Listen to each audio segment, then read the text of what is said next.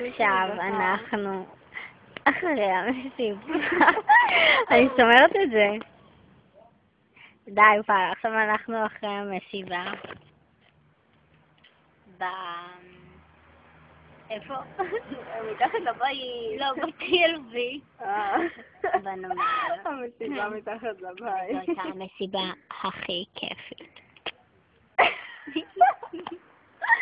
אלה נעליים שלי, וקצת כאב לי.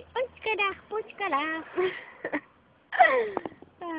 זהו, פעם אחת איך את מסכמת את הדבר? רגע, מה השעה? 5:47.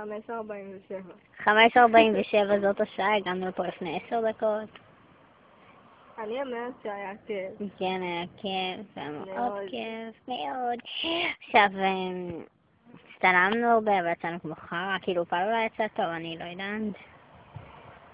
למה? התמונות הראשונות יצאו טוב. זאתי שאמרתי שנרקוד לא יצא טוב. למה אמרת שנרקוד? אני לא הבנתי מה את רוצה. פתאום ראיתי את החוקת, אז עשיתי כזה, עשיתי ככה כזה, עשיתי כזה, עשיתי כזה. הוא אמר לי, הסלם אמר לי, מה? טוב. אני כזה, כן, תעשה את זה. את היית כזה, ככה נהיה, ואני כזה. לא, אני ממש רקדתי, וזה תפס אותי כאילו בכזה, ממש.